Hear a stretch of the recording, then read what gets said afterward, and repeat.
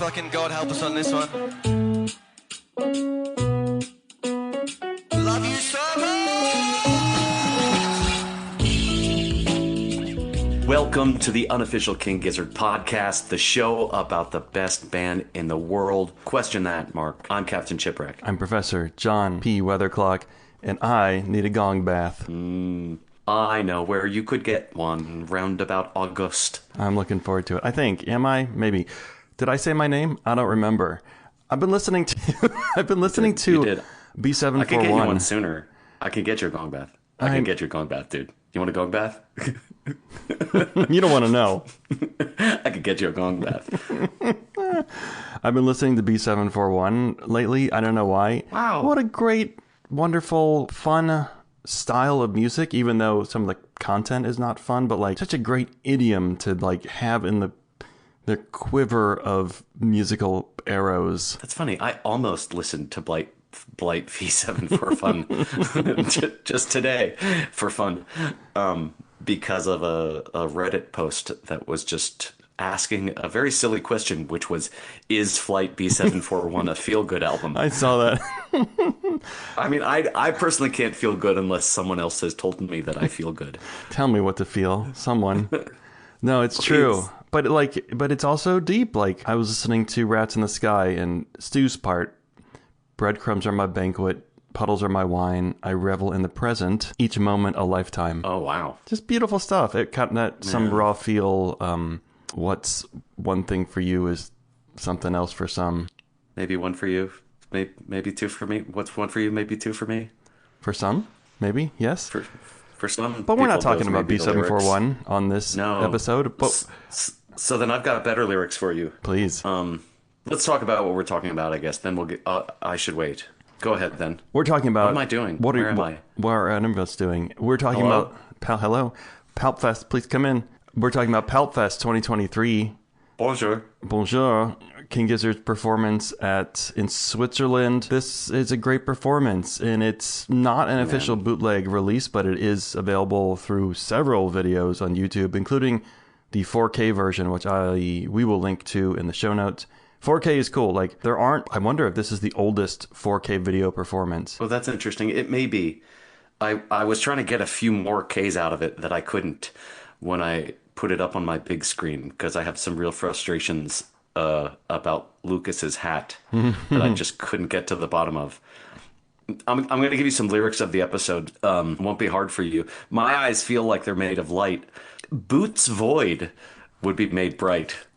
I will blind you in the Hadal zone, Emperor of the Abyss below. Yes. Oh, my daughter's still working on the lyrics, memorizing the lyrics to Gila Monster. Wonderful. Do you know about Boots Void? No, I don't know. Okay, so Boots is... Please spell it. Well, I assume you want an umlaut. I do. At least. I thought you would at least one.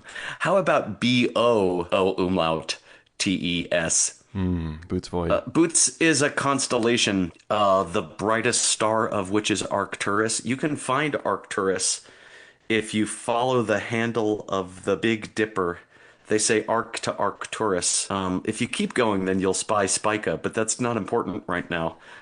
Within Boots is this area sometimes referred to as the Great Nothing, which is a region of space that contains like 60 galaxies, wherein one would predict something like 2,000 galaxies, with a radius of, 62 megaparsecs or so, as you do. So the idea being that when you are glowing with Gila lizard power, your eyes glow so bright, made of light, that that Boots Void would be made bright. I will blind you in the Hadal zone, by the way, also known as the Hadopelagic zone, which is the deepest region of the ocean. Ranges from around 6 to 11 kilometers below sea level and exists in a long, narrow, topographic V-shaped depression where this particular magic lizard would blind you with the brightness of his witchy lizard Gila eyes. Good Lord. Okay. Thank you for that. I did the Kessel run in 62 parsecs. Wow, that's because of your witchy lizard power? That's right. So, Thought so. PALP Fest. What can we say about PALP Fest? A Swiss festival. This Gizz show took place on August 14th, 2023. This was after they did the U.S. residency tour in June of that year, and they were on fire. And Oh my God. This takes place in, as they say in the first song, in a greenhouse, basically. It's a large plastic greenhouse in a valley in Switzerland that looks so beautiful that it's almost fake. There is drone footage in the concert video. The steepest, greenest, deepest valley in Switzerland, and at the base of it is this greenhouse where Gizz played, and it looks to me like 800 people, maybe fewer. Amazing. Also looks hot as fuck in there. Yeah, there's something called the greenhouse effect that I think we are all familiar with. Oh, that's interesting. Does that apply in this case? It might apply. And a small crowd, and it was all during the day. None of this was happening at night, which made it extra hot and extra interesting to watch because you can see them and they can see everyone, including all the children. Can they see me? They might be able to see you right now. They're watching. I think they saw the children. The drone footage is exquisite. There's this dam in the background, which is apparently the 8th tallest dam in the world at 250 meters. The Malvoisin Dam, which is it's scary. I don't know. I can't stand in the shadow of a dam that size and not be afraid that it's going to break on me. Yeah, it's basically I've never successfully done so. The Hadel Zone of Switzerland, they call it. That's what they call it, also known as the heliological zone. Mm-hmm. Great show, fun show, one big old set, and we're going to get to it. But first, there's a little bit of news. I have some news. So the last 2 nights, we're recording this. Oh my God, you're pregnant. We're recording this on Saturday, May 23rd. Cavs just played 2 shows with Joey on bass. We have some audio and video that we can put in here. Someone actually recorded the entire Friday night show, which is cool.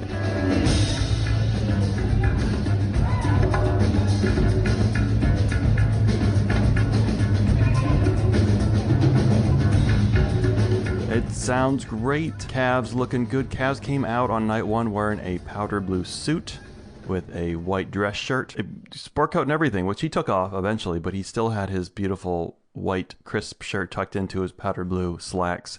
Joey, of course, wearing a red soccer shirt, and Joey has clipped his hair and shaved his mustache. For faster bass playing. Yeah. In case anyone doesn't realize, he is the session studio bass player for so much of King Gizz history, producing problems to drop in Lucas's lap every time they go on tour after a new album, it seems. Yeah, I think Lucas learned his lesson. You got to be there for the studio stuff if you're going to be able to play this in concert. And especially if you want to write vocal parts that are out of your own range. God. Oh, Lucas, come on now. But it's Joey looks like Joey from like KGLW days, basically. Mm-hmm. But the show's great. What a lineup. Awesome harp, saxophone, congas, Joey Walker bass. Good. Awesome. Yeah, fantastic. I've seen a few clips on the Instaplorts. The other boys were at the show. There was someone posted about some tall men annoyingly standing in the way, which were, of course, Stu, Ambi, and Lucas. What was it? Oh shit! I didn't even notice that. Yeah, I did see that Ambrose was on the left side, but so that makes sense. Oh, that's adorable. Yeah, the whole band was there watching. Really good stuff. This was in Melbourne, by the way, the last 2 nights. But now let's go back in time to 2023, Switzerland. Dizzying. Speaking of attire. Yes, let's talk about the drip of the day, or who had the fit. Now, if I may, so initially when the show started, I was like, well, look at Cookie. He's got shorts and like a Tommy Bahama shirt on. He looks like he just got out of a swimming pool and is walking to the poolside bar to get like a quesadilla and get through another chapter of his John Grisham paperback. But then something happened at the beginning of the river, and something else happened during Gaia. The gentlemen, Stu and Joey, removed their shirts to go to wear only shorts and guitar straps, shorts and guitars, looking like barbarian soldiers. Yeah, shorts. I think these are 5-inch shorts. Could be 5-inch. Yeah, I've moved to 7. It seems like the world wants men to wear 9, but it's too much for a greenhouse. It's way too much for a Swiss greenhouse. So are we saying that there's a tie? What are we saying about the drip of the day? Yeah, I think that the drip can involve a multi-person ensemble. I don't see why it shouldn't. I like a lot of other notes here. Joey's amber lensed sunglasses go well with the ensemble. I thought Stu is, of course, barefoot. I want to point out some things about Lucas, who is sometimes barefoot and sometimes wearing some like cream-colored rubber slides. And what's that shirt he's wearing, Professor? Lucas's shirt? I could not tell. Yes. It had 4 letters on it. It's a Yola Tango shirt. Oh. He is, in fact, there it wearing is. another band's shirt, damn you. How does Stu feel about that? I don't know. I have to ask my son. He's also wearing a blue cap with a yellow logo that I tried even on my projector screen to blow up as large as I could and enhance and zoom and enhance, and I can't tell you what it was. And finally we got this close shot of him right at the end when he had removed his sunglasses and put them on the cap in front of the logo. So I got nothing, and I know this is very disappointing for our fans who basically came here to find out what was his hat. Yeah, our But I got fans, not nothing. theirs. No. They couldn't care less. King Gizzard fans would not listen to this. And be looking good in navy Carhartt pants and like pretty ripped, tattered blue tank top. And sweaty. So sweaty. Yeah. And you've already covered our segment of Stu's Feet Meat Beat for this episode, which is Stu barefoot the entire show from the beginning. At the last time, I think maybe this was a 2023 thing because we covered Remlinger night 1. He was barefoot in the electrical puddles. Cavs Adidas soccer jersey, number 10, with his dark rectangular sunglasses. This shirt emblazoned with the initials CABJ for the Club Atlético Boca Juniors, an Argentine professional sports club based in La Boca, a neighborhood of Buenos Aires. A professional sports club. No sport noted. I'm going to assume foot soccer. Foot soccer. Huge. It's huge there. Argentine rules football, also called soccer. They love it there. And Not the in show Argentina. opens with Float Along and Float along. Float Along, Fill Your Lungs. And something we noticed, I think at first at Field of Vision, was this maybe a tradition of how Float Along starts, because Joey points to Stu and Stu starts the intro. And we've seen that several times now. Hey, yo, Joey. Let's do this shit.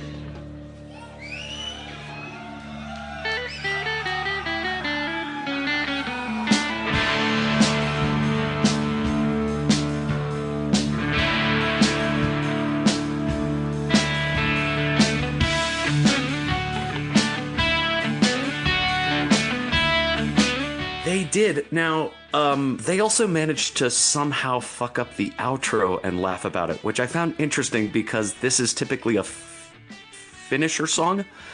So I think if you start the show with Float Along, you have to fuck up the outro. That makes sense. But if you finish with Float Along, you have to fuck up the intro.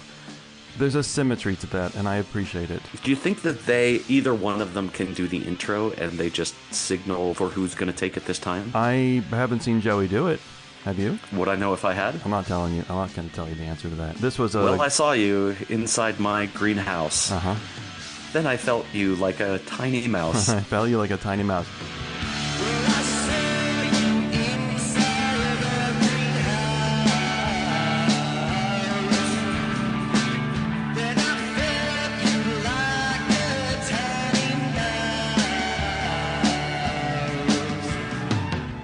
I don't think people talk enough about the fact that Float Along lyrics change depending on the circumstances and venue, etc. I thought during the Dragon Jam, if you will, the metal section of this song that is canonical.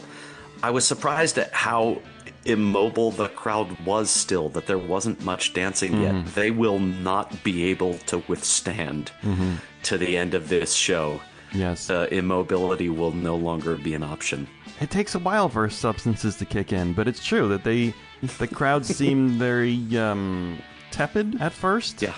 And then by the end of this, it was insane. Which was great because this was, like we said, this was a full daylight show and you could see everything, and people were going wild. There were some other lyrical changes which I was trying to catch that Stu said, when I grew my wings and I did something fly. And I did something fly. I don't know what that word was. I got nothing. Just silly tidbits about the song. This was the first 5/4 time signature song, in case anyone doesn't know that, paired with the drop D tuning. And famously, if anyone doesn't know, Stu had written this song and then later realized you can there's an interview on Songwriters on Process. He realizes later that he had left his lights on in his old Ford and that it made this little alarm type sound that he later realized was the 5/4 sound, was the 5/4 alarm that he had written into this song. and so once again, thank you to American ingenuity, which created the first 5/4, the first off-time signature song for King Gizzard and the Lizard Wizard. I like 5/4. The Rivers in 5/4, Wah Wah, Plastic Boogie, Pink Floyd's Mother, and then the great Take 5 by the Dave Brubeck Quartet? Quintet? Mother, do you think she'll float along? 5/4 is great. It kind of swings, but it's unusual. I really like 5/4 a lot. There was some great ambi Moog work throughout the show. If you're listening in headphones, the left channel throughout this, like, I really come to appreciate that. His weird textures that he adds. Still not sure what Cookie's doing, but I know what Ambrose is doing on those keyboards, and it's Moog weirdness. You can really see his fingers and usually hear him.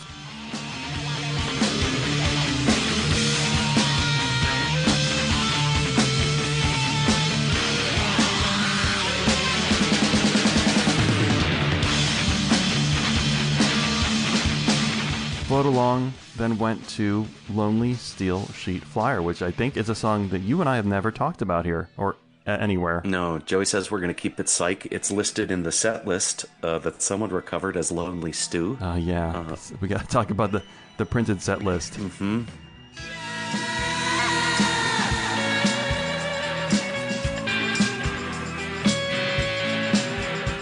This is an earlier song, a quarter song. Mm-hmm. And Stu says, clearly we have no idea what we're doing, but all the best things in life are like that, referring to this podcast, obviously. Cavs opens with rototoms, though I don't understand how he can play them without someone there to rotate them for him. It hasn't been played since, far as I can tell. It has not been played since. And I found myself kind of humming this song after I watched this show, and but I find it a kind of an awkward song. I like parts of it. I like the verse, I guess it is. It reminds me of an early Jefferson Airplane song, like circa 1966, something Marty Balin might have sung, but there's just some transitions that I find kind of awkward in the song.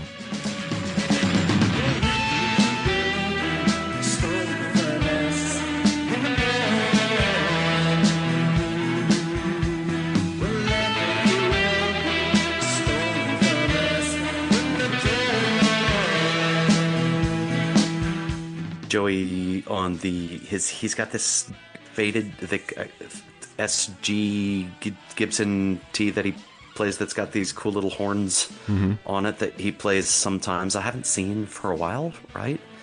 And then Stu on the Samurai. Yeah.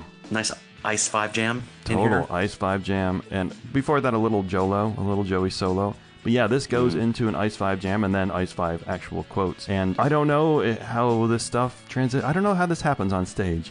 If they just find themselves in this Ice 5 jam and just were like, well, let's add lyrics. Or someone actually calls out, let's do Ice 5. But it was great.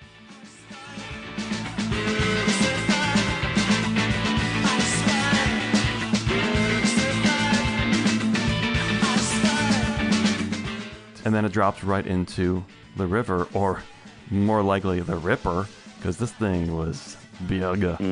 Listed on the set list as River Stew.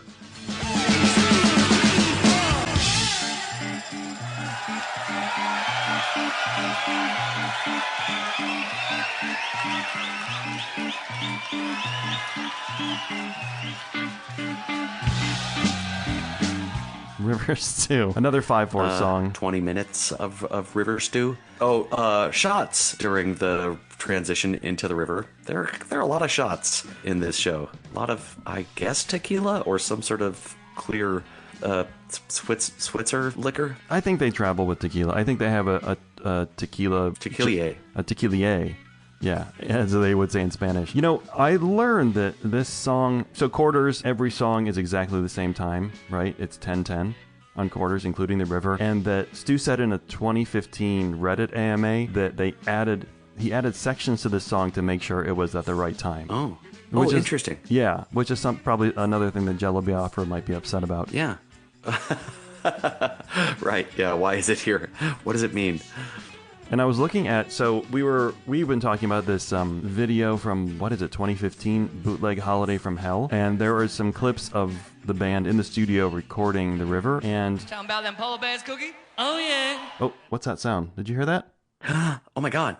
That means it's time for Cookie Watch. Cookie Watch, of course, is a registered trademark of Kraft Nabisco, a wholly owned subsidiary of Mondelez International, you know, the snacking powerhouse from Chicago. And in that Bootleg Holiday from Hell video, we see in the studio that Cookie is playing The River on the 12-string guitar. Did that make the final cut? I don't actually know, but that's interesting. That's the only time I've seen our boy Cookie on a 12-string. Spoiler alert, I think we should investigate this further. Bootleg Holiday from Hell? Yes, we should.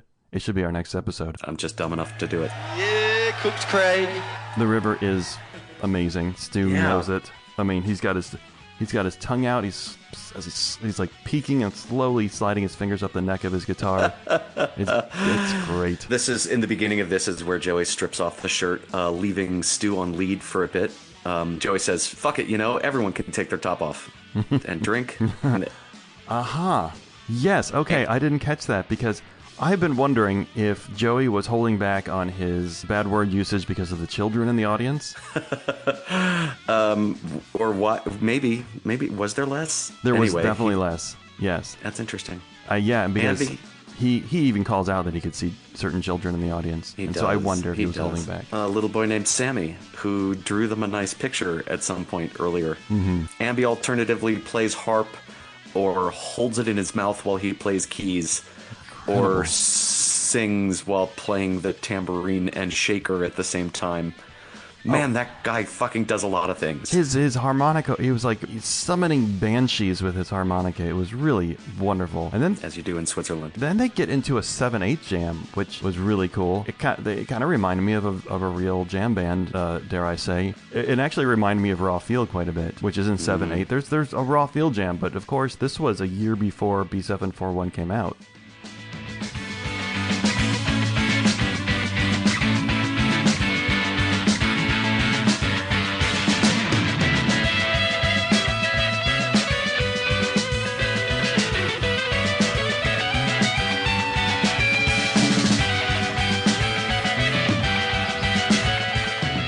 And now the crowd finally breaks into something like a pit as the river metal kick drum jam reaches its peak. Finally. It didn't take that long, I guess. Lonely Steel Sheet Flyer is not a real pit song. Let's try.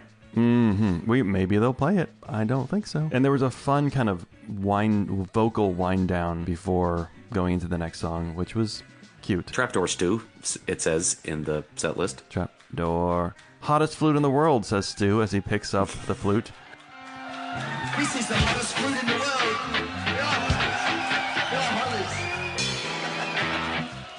That greenhouse effect is for real, you guys. Mm-hmm. Feel how hot it is. Joey takes it, offers it to the crowd to feel. At least one person in the crowd gets to feel the hot flute. And Stu starts on the wrong key, maybe because the flute is so hot. As far as I can tell, he stays in the wrong key.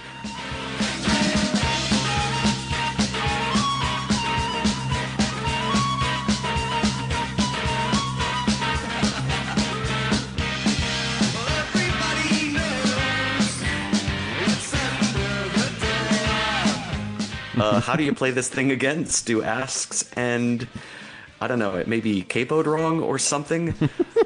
He laughs knowing that it's wrong to begin with, and I don't feel that he ever really figures it out. So instead of playing the boop boop doop boop little trapdoor riff, he just plays like long single notes that are maybe more forgivable within the realm of a song. Incredible. Yeah, maybe heat does affect flutes in ways that I'm not familiar with. It likely does. Ambrose, more Moog work. And this trapdoor gets unusually metal, and it's really hard and fun.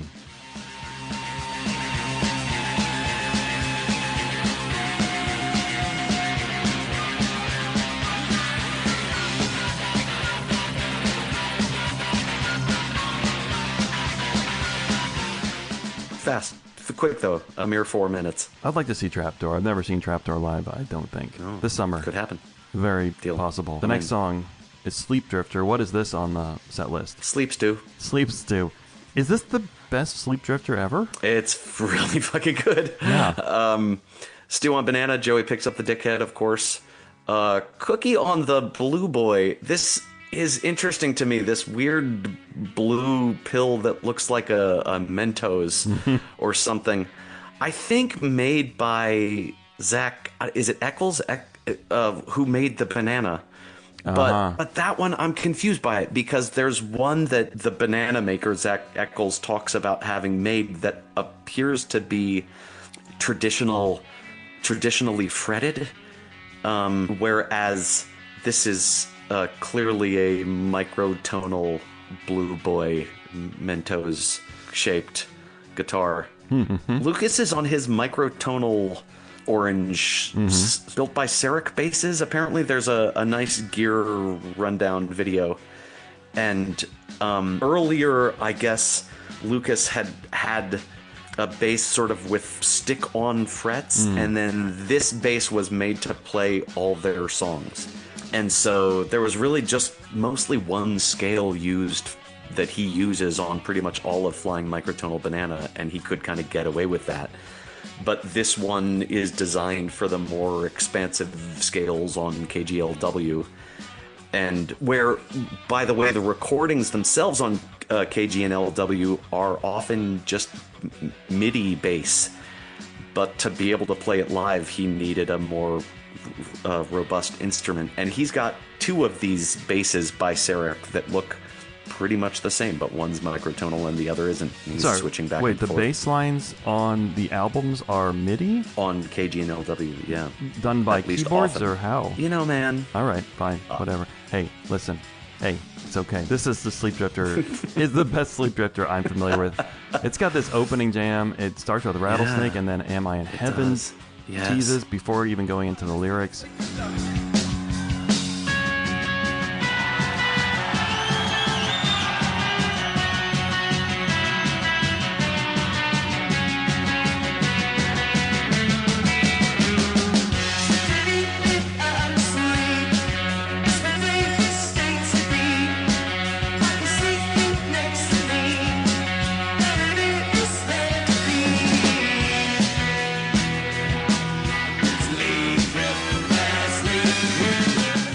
You know, I don't know. I just want to say that, like, this show took place about 2 hours away from where LSD was first synthesized in Switzerland.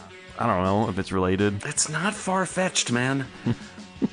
There's some signs that suggest... Billabong quotes from Ambrose in this Sleep Drifter. It's so good. There's a whole microtonal metal dragon jam. I'd say Sleep Drifter generally is like a high floor, low ceiling song. Like, it's always good, but it never really extends, except here in this show. Yeah, it's really, really good.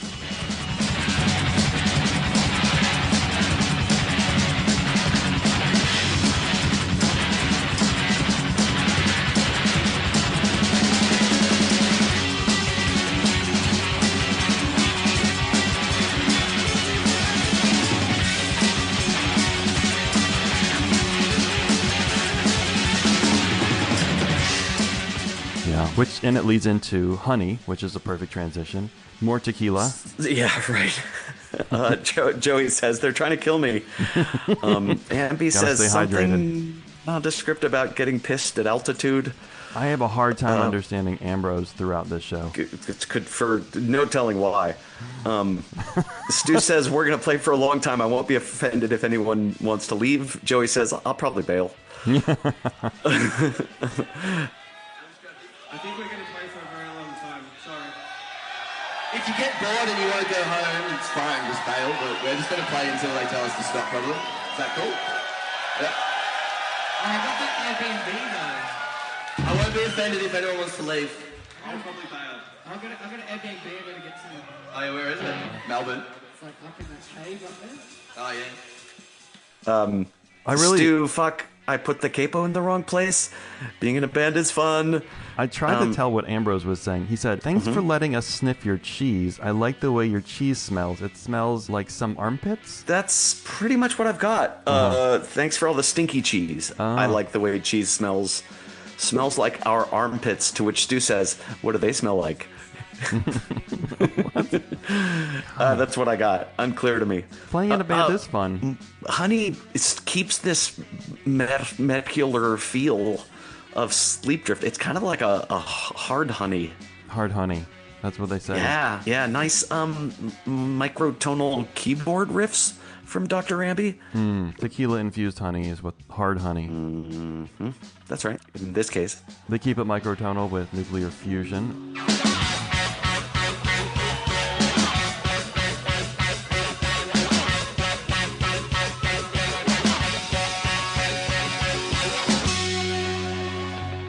The nuclear fusion is done by an audience member named Lars, who the band is so excited to have someone with the first name of a Metallica band member name. Yes, right. In fact, Cavs gives a few little Metallica-style double kick drums in celebration.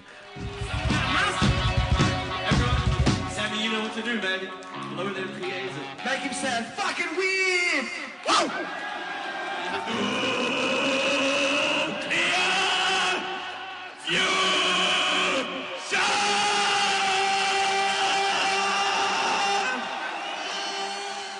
Further calling into question your theory about cursing, Joey says, who wants to say the thing? This motherfucker here. You want to say that thing, bitch? Is that what he said? Want to say drink. the thing, bitch? Oh, jeez. Okay, maybe my whole theory was wrong. I didn't hear that. Oh my god. I also noticed the Cavs took a big hit of something right before nuclear fusion, and lets out a cloud of something. Oh, I thought it was Joey's cloud. No, Cavs, you can watch him exhale. Oh, interesting. It might have been tequila, but it was certainly vaporized. Smoke-like thing, the vapour product in the air I did see. No, it was our Cavs. Lazarus does a fine job, by the way. Yeah. And then gets his hugs and high fives all around the band. Nuclear fusion was followed by Straws in the Wind. This goes out to everyone under 3. Nuclear fusion listed in the set list as nuclear stoosion, followed by Straws in the Penis. Straws in the Penis. Oh, that's upsetting. Ah, God. Joey does say this goes out to everyone under 3 years old, and then was looking for the kid who drew them the thing, but found someone else to say, hey, what's your name? Yeah. this goes out to everyone under 3 years old. So, Everyone includes you. Andy, me, and you?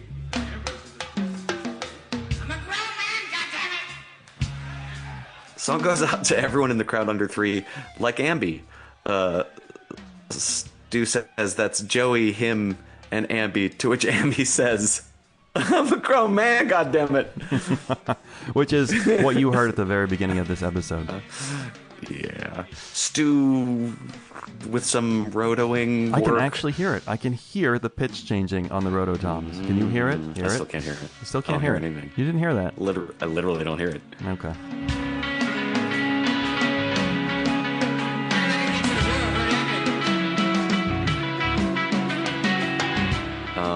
Rotoing for Caps while Ambi gets his shit together. Ambi has about 700 feet of mic cable. And? Like great things are about to happen. He holds it, walks around holding a lot of mic cable, enough that it can't be good for his back. And then he disappears. Don't know where he's gone. Craft services, but man. He does return with a fruit plate. And a bag of small marshmallows that he throws into the audience. I thought maybe ice? It could be ice. I hope it's ice. That's probably what people needed. Stu demonstrating the prowess still present from his history as a doctor of footy science is taking bites of fruit and perfectly drop kicking them into the crowd with astonishing accuracy. Joey half peels and then tosses, I guess, an overripe banana into the crowd. I wouldn't prefer that. Oh, God. This is... Stu and Joey sit down and vamp while Ambi drunk rant sings. Yeah, and I couldn't understand. I know he said prawns in the game again, but I couldn't understand quite everything.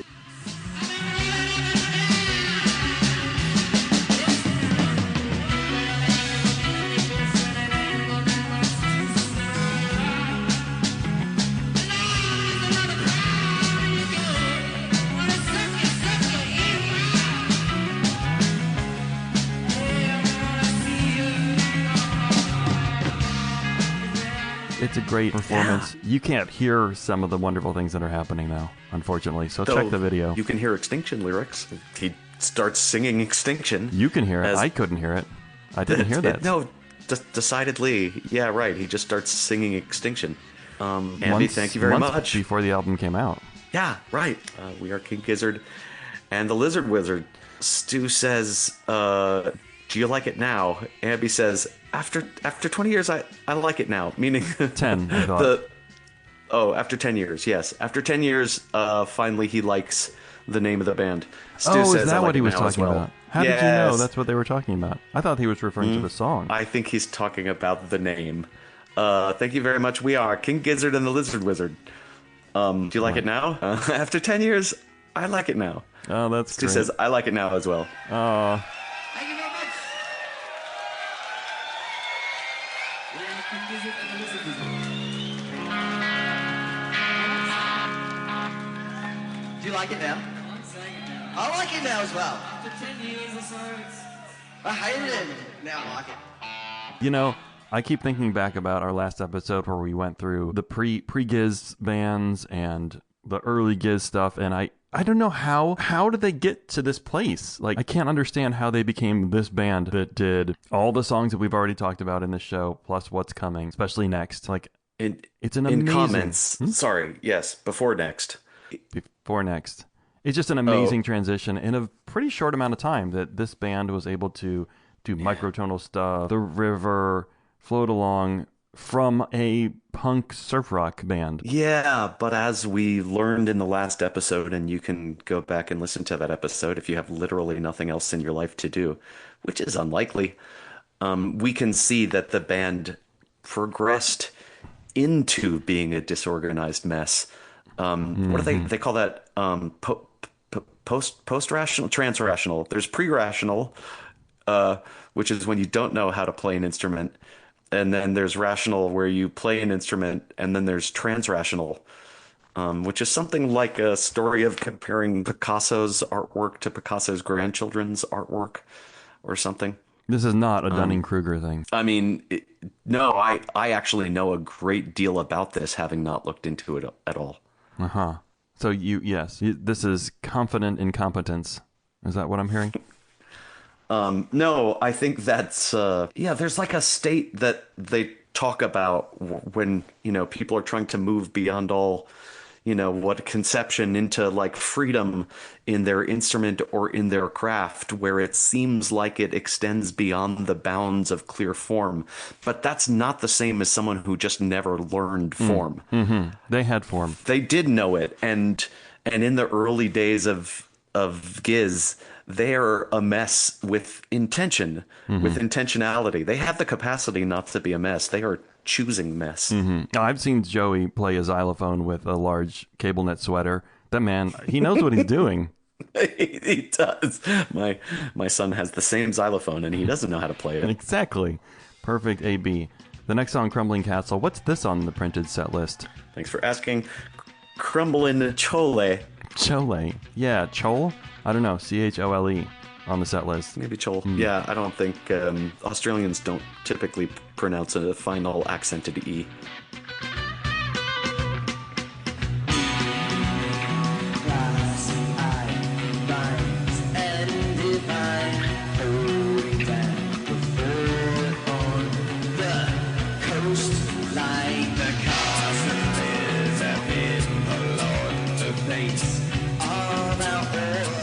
Joey gives a fair warning. We're probably going to fuck this next song, and so they do a bit. And now they are pounding water. Take a drink. Probably in response to all of the tequila they have been drinking, along with many a beer. They say if you're in a greenhouse, drink tequila. Yeah, beer too. Audience is clapping rhythmically. They're really into this. Yeah.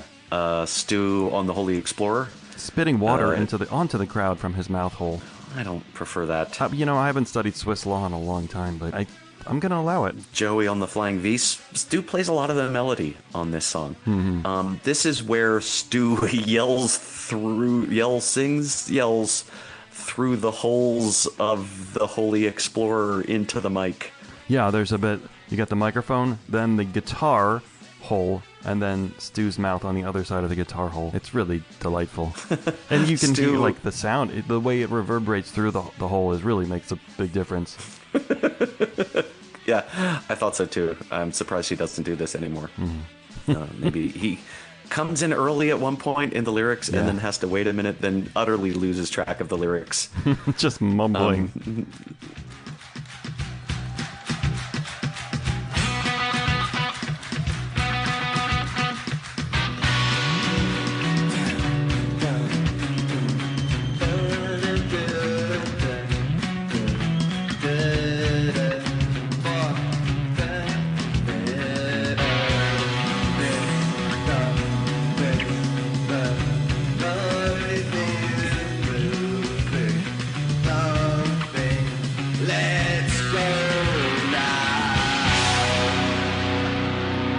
Singing dum dum da da dum dum da da.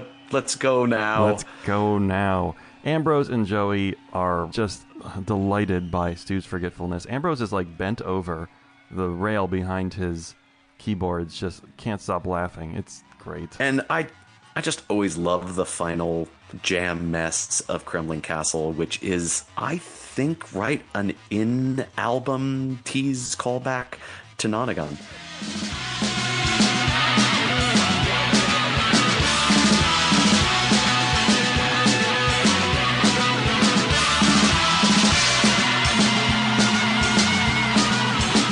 And at this point, Stu goes full Stu, tongue out sideways, body bending to either direction, standing and playing guitar upside down somehow at the same time. He's upside down, not the guitar. Is there maybe both? What asana is that? Forward fold while standing? Asana upside, patapatasana. Oh,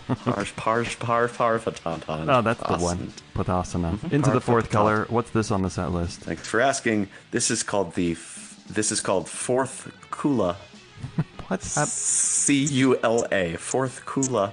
Maybe fourth color, you think? Makes more sense. That sounds so Australian when you say it. It's like Scottish people Twitter. Fourth color. for bogans. Fourth color.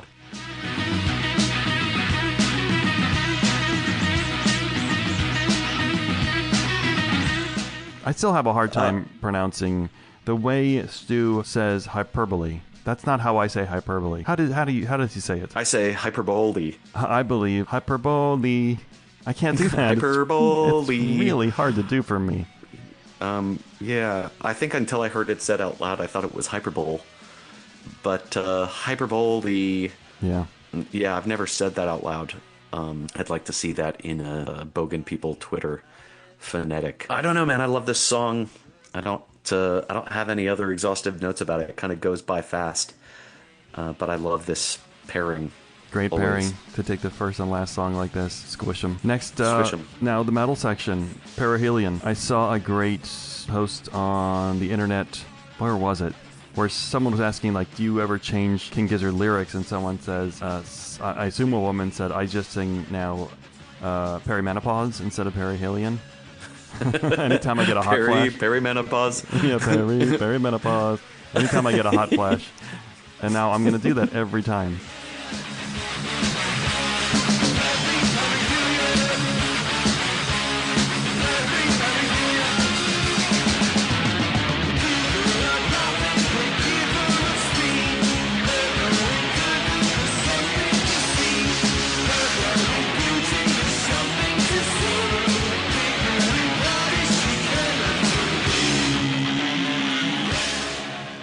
Cookie switches to the flying A. Cookie likes some funny looking guitars. He does, doesn't he? Yeah. They go well with Yeah. his Tommy Bahama shirt. With his whole cowboy thing.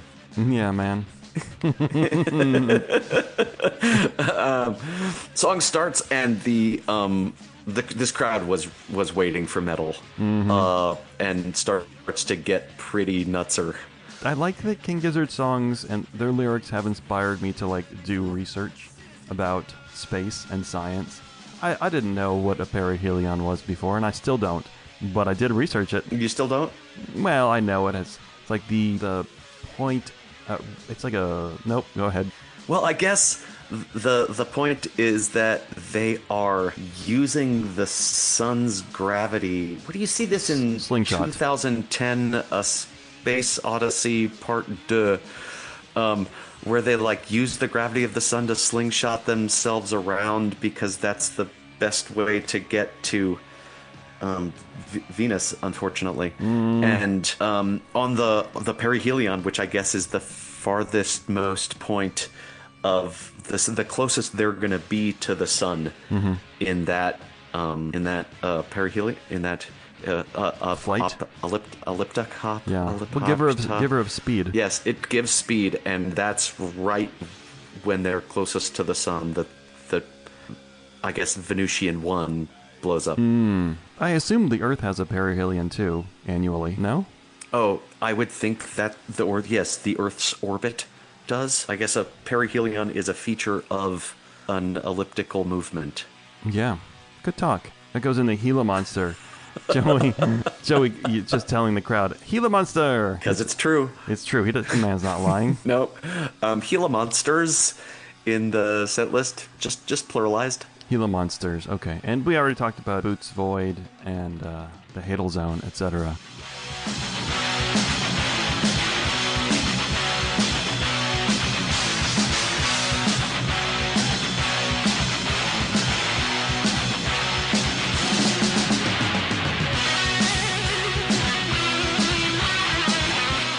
Crowd is more unhinged and chanting, I don't know what. It's not clear to me that they're chanting Gila, Gila, Gila, but they're repeating something over and over again and is going fucking crazy.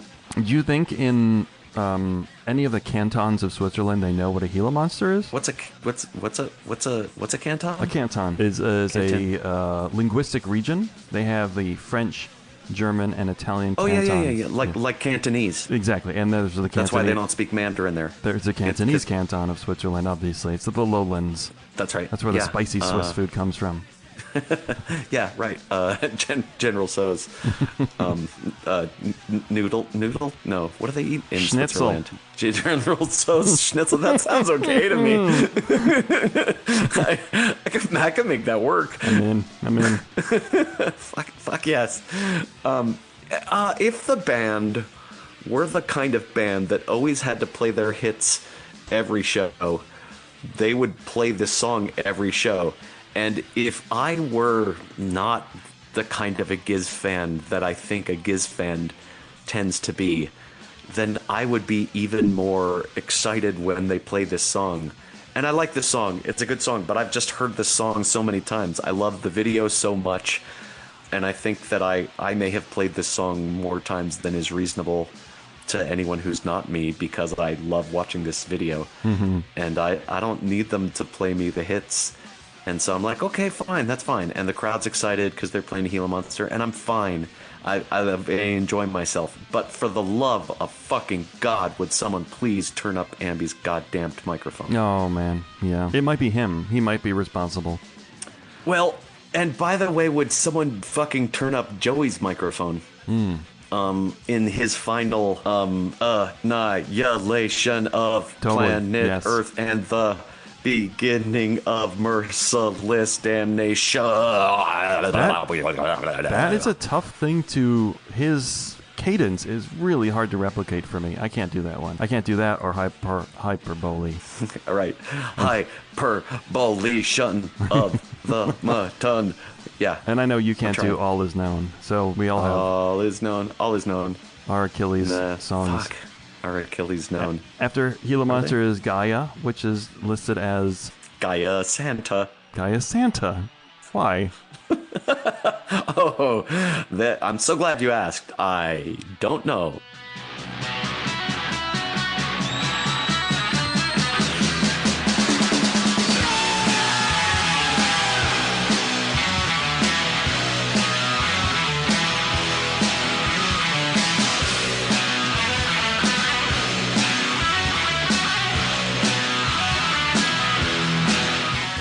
This is great. This is there's a Cav solo.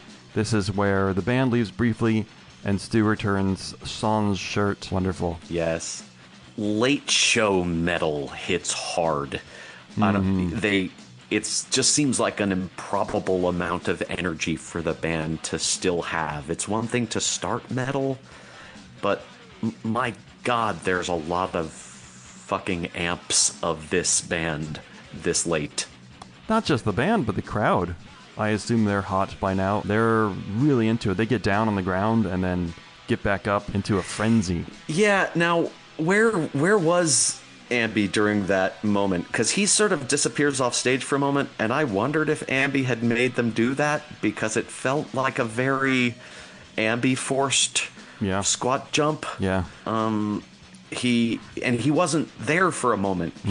While Stu and Joe are kind of call response chugga-chugging, and they spontaneously sit down, and then Ambi appears from off the stage from somewhere with a baguette, I think, in hand. So you do the math. You do the math. It was unclear to me who encouraged the audience to get down on the ground. Certainly we know that's Ambi's forte, but maybe it was someone else. During the drum solo, Stu finally sheds his shirt as well.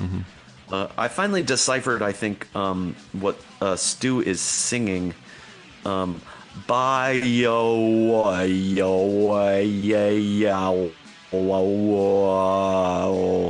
he's singing when? What? Just every time he's throat singing. Oh, sure, yeah. So he does a lot of throat singing in this show. Yeah, that sent me into a lot of further research into the science of where that region of space is located. Turns out Stu is Gaia. Stu is Gaia. I don't know if you knew that. He says so. Oh, when he says I am Gaia, you think he's referring to himself. I mean, I don't know how to make it any clearer. I think you're right. Cav's solo drums out of the song. Gets a beer. Gets a big old beer. Yeah, Joey says everyone give it up for Michael Cavanaugh, and then he calls him something that I can't make out like waffle. Says I think he deserves a solid beer, doesn't he? Lucas has already started the bass thumping beginning of the next song, Megama, in the set list, and then Cavs is desperately sipping his fresh beer. Ambi says he's a hunter. He's an absolute hunter. Stu says he's a hunter who becomes prey. I don't know what the fuck they're talking about. What is happening? I got nothing. He's a hunter. He's an absolute hunter. He's a hunter who becomes prey.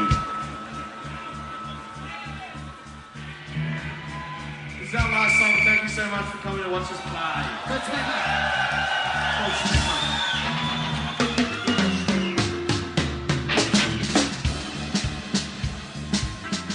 I think there's just so many inside jokes. When you're on the road with a group of people, you make inside jokes. You see signs at a restaurant. You watch a movie on TV, and I think it's wonderful, and we all celebrate it. I like inside jokes. I hope to be part of one day. Oh my God. Are you going to explain that to people, or just leave that between us? That's just between us and anyone who's seen The Office.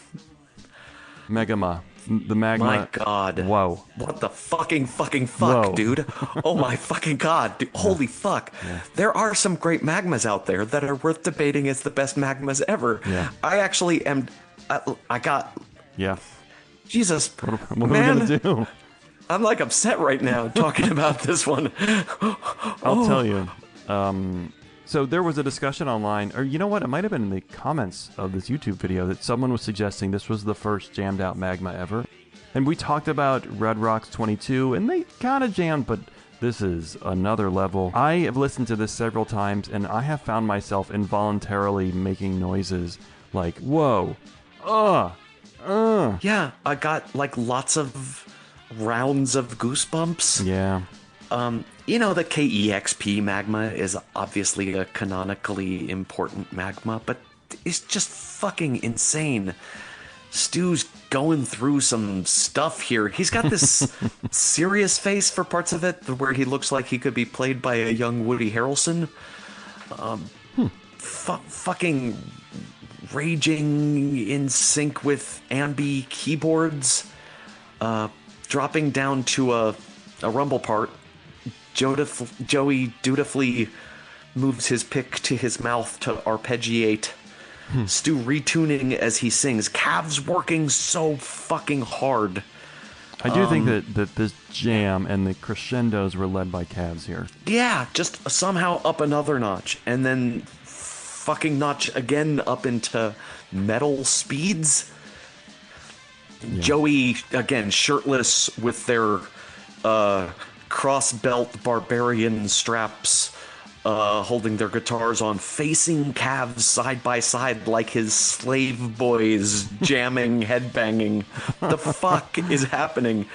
Stu licking the body of the samurai slowly as he rages into the finish. Raises the samurai to under his chin, licking it while facing the audience. He's not playing slowly, he's just licking slowly. Yeah, that's not easy to do. I can't even chew gum and talk on a podcast. Please, did you bring enough for everybody? No, I'm sorry. It's phenomenal. I've been thinking, like, should I just put in the entire magma in this episode of the podcast? Is that terrible? I don't think I'm gonna do that, but you'll know right now.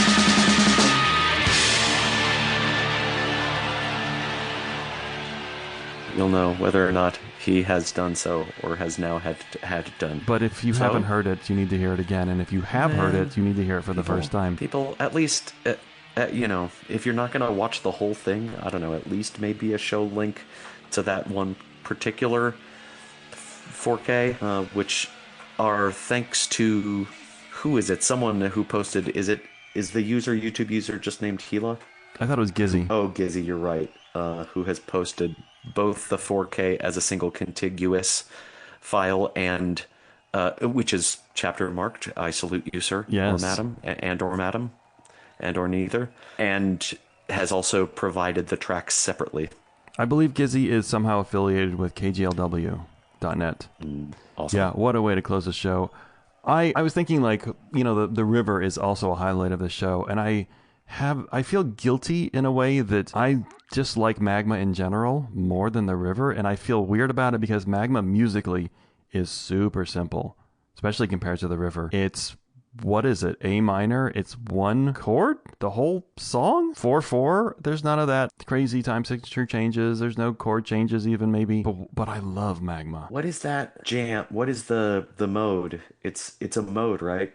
It is, yes, we've talked about it. Yeah, it's in Phrygian, which they love, you know. No, shouldn't be Phrygian. I thought each of the songs on the album start with the letter? No, they're just in that order in the album. Okay. Ice, death, planets, lungs, magma, and lava. Yeah, Magma's Phrygian. I guess I never really did the math on that, and somehow in the back of my head had thought of them as going in order, but they definitely don't go in order, and...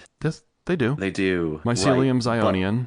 Ice 5 is Dorian. In the order of the album, right? Right, yes. But Magma in the name of the album would stand where Mixolydian is. So Ice, Death, Planets, Lungs, Mushrooms, I and see what you mean. Lava would be Ionian, Dorian, Phrygian, Lydian, Mixolydian, Aeoli. But Magma's the third. It is the third song on the album. And Magma is the third song on the album. Yeah. Right. So it's a third mode, which is Phrygian. Right. But in the name of the album, that's not where Magma falls. I wonder why they did that. Maybe they didn't think about it. Well, you know, Magma and Lava are not the same thing, as my 9-year-old likes to tell me. No, one is Locrian. Although Lava is Lydian? Lava's Lydian. Right. Lungs? The song Lungs, I believe, is in Locrian. We love that. Yeah, Iron Lung is in Locrian, for sure. And that's PALP Fest 2023. What a show. What a fun 2 hours. Fuck, it's so good. Do yourselves a solid and go listen to that instead of listening to us. God, big mistake. Huge. Yeah, you've really wasted your time. You really fucked up here. I cannot stress enough how poorly you've allocated your time. Now we tell you. Just we wait until you get to the end of this episode to tell you how badly you fucked up. Good stuff. Any Omnium Gatherum from you? I did see Unknown Mortal Orchestra, as I promised to, at the end of the last show, and it was just, they're so fucking wonderful. My God.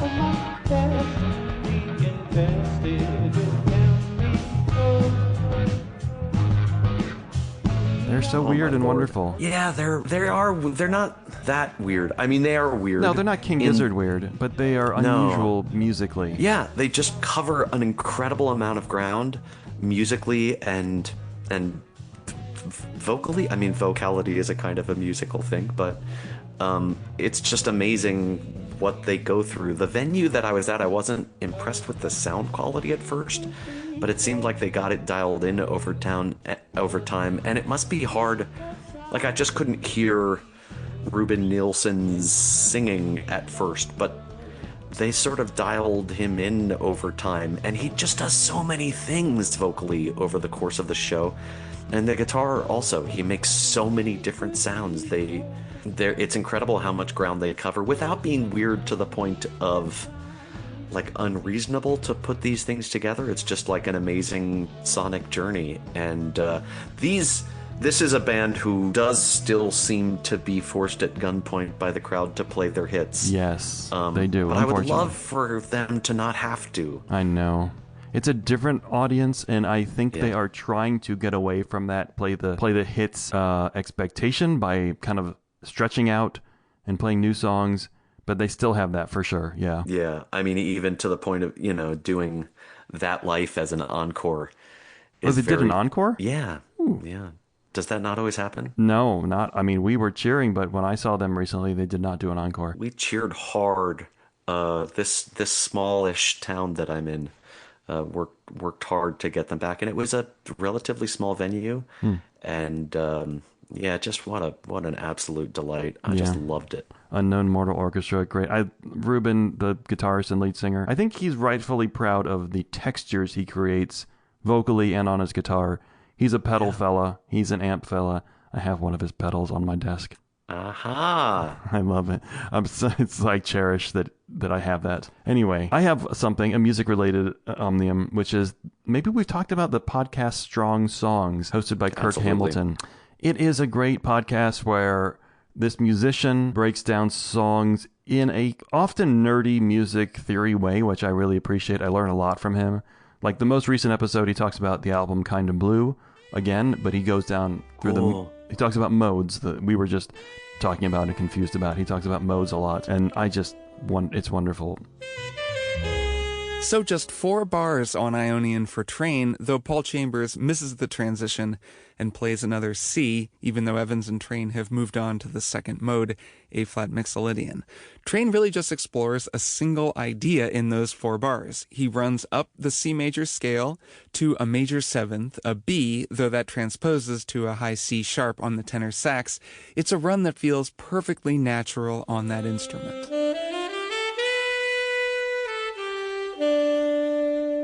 And he'll do, something like Kind of Blue, and he'll do something like from the band Heart, or, something from Radiohead. Just great. So if you're into music and music theory, the podcast... Beyonce, maybe. I don't remember that episode. I'm pretty sure he covers all the Single Ladies. Single Ladies, you're right. He did. That was cool. Yeah. Strong Songs is wonderful. the podcast. I highly recommend it. Me too. Yeah, it's a delight. I haven't listened to a while. I need to circle back. I went through a thing where I had a hard time listening to Strong Songs because I often listen to podcasts with one earbud in, and I felt like I was really missing something because he talked about expressions that often moved between sides of the recording, and I've been using 2 earbuds to listen lately, and so maybe I'm ready to circle back. I really got a lot out of that show. Yeah, it's really good. It is. In our next episode, we are going to cover Bootleg Holiday from Hell, which is a video created by, it's like a 2-hour video documentary put together by Jason Galea from the band's 2014 and 2015 tours. It's almost like Chunky Shrapnel, but wilder and less organized, if you can believe that. Decidedly less. Chunky Shrapnel is I think, very organized. And so, but this is not just a little bit less organized. It's crazy. There's studio stuff, there's behind the scenes stuff, and there's plenty of concert footage from the early days. I'm looking forward to this. I'm looking forward to it too. It's going to be wild. Yeah, I don't know how we're going to cover it, but it's going to be fun. So there's a link. There's a link to Bootleg Holiday from Hell in the show notes here. So do your homework. I'm going to try to. We can do it. I can do it. I'm excited. I can't wait. I'm going to love the prep for this one. And, you'll love or not love the show, or just go watch it. You could just go watch it. You don't need me. No, you don't need us. You don't need us at all. Okay, with that, we'll see you later. Love you. Hasta pronto. Love you. And you. And you, Professor. And everybody. Thank you very much for your cooperation. That was fucking sick.